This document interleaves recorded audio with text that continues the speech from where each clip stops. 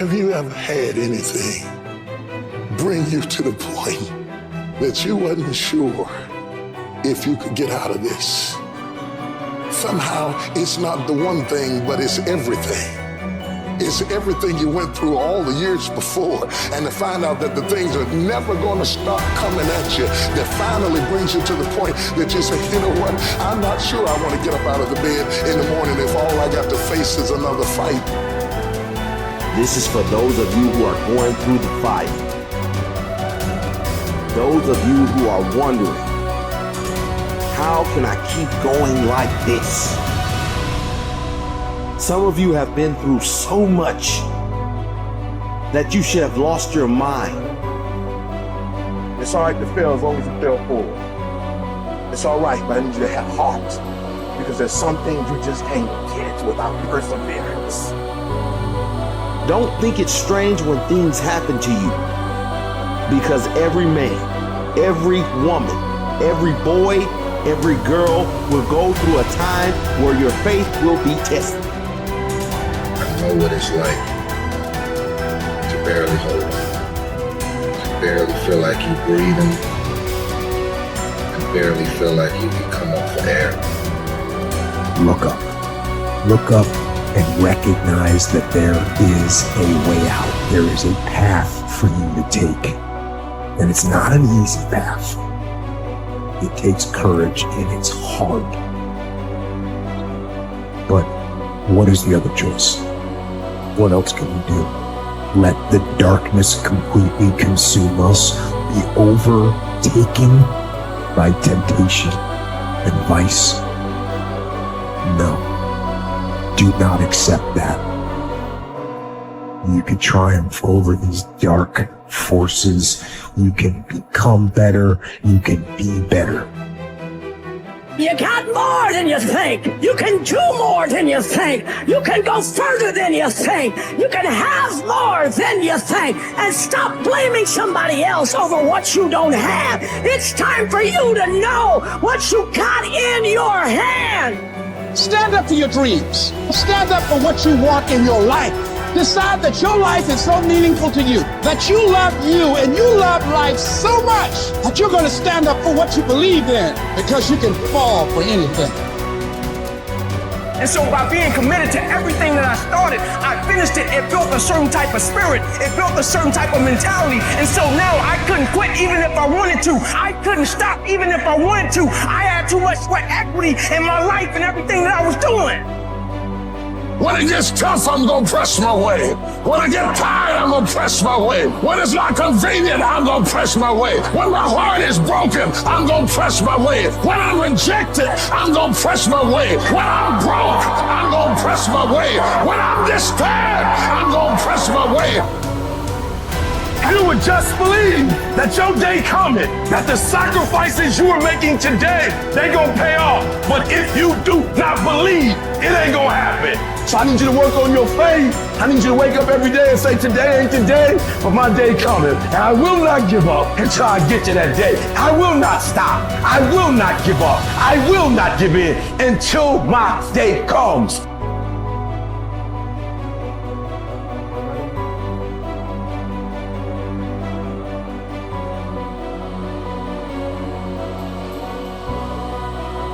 This is another concept which has made its rounds in the world, that something else should motivate you to do what you're doing.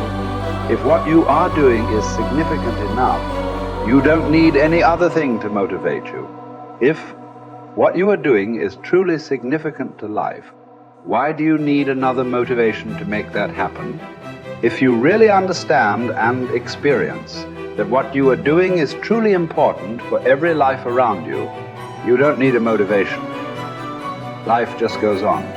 See, does your heartbeat need a motivation to keep it going? I'm asking you. All the life processes is not asking for any motivation, isn't it? Monsoon is coming. Any motivation? No, it's coming year after year, because the natural process is going on. Simply like that. In you and me, life is on. What I'm telling you is, if you are doing something which is aligned with the fundamental life process of who you are, This can find a million expressions. It need not be just spiritual teaching. It can find a million expressions that what you are doing is aligned with your fundamental life process. Then you will not need anything to motivate you. Simply, as a part of life, it will just happen. How much you do simply depends on how much time you invested on upgrading yourself. The problem with the world right now is people are always trying to upgrade their activity. If you upgrade your activity without upgrading yourself, you are bound to break up somewhere. It's like you went on a Formula One track because you want to be on a fast track, and you went with your Maruti 800. Suppose you hit the right kind of speed. All the four wheels will go in four different directions. It won't hold up. If you want to be in that kind of speed and that kind of track, you must prepare the machine. Upgradation of this one is important. If you upgrade yourself, activity will simply happen. Many people around me, many times think I'm superhuman because of the activity that I perform. This is not about being superhuman.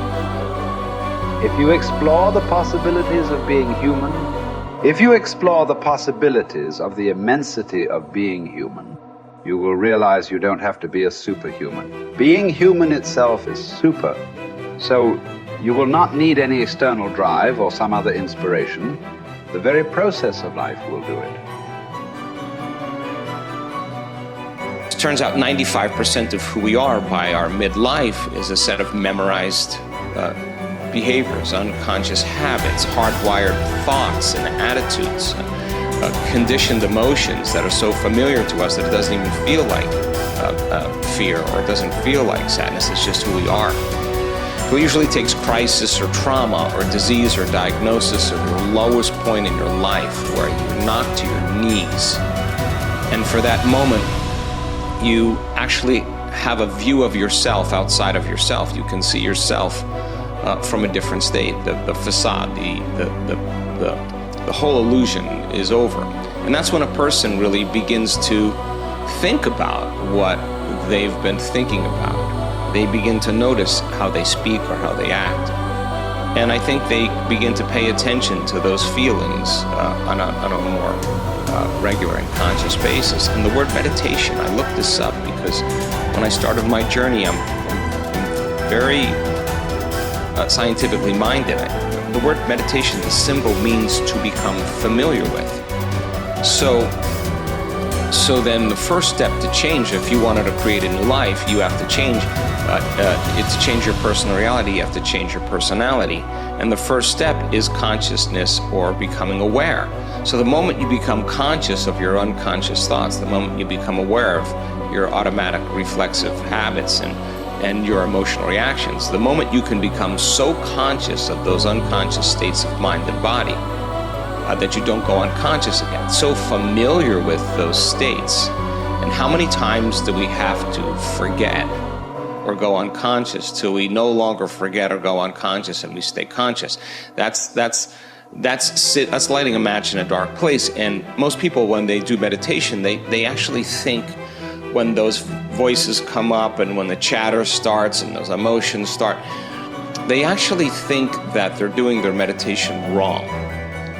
And I want them to know that they're actually doing it right, because you're coming up against those thoughts that slip by your awareness unnoticed or unchecked by many people. You all of a sudden catch how you speak. And people say, if I really want to be happy, let's think about this. I don't want to complain. I don't want to blame. I don't want to make excuses. I don't want to feel sorry for myself. I'm going to stop that. Now that's breaking a habit of being yourself. That takes a lot of energy and a lot of awareness. And our environment then, the circumstances, our environment are always available for us to think and feel equal to everything in our life, So the environment for many people, as we said earlier, controls the way they think and feel. So when they respond to their coworker, when they respond to the news, when they respond to the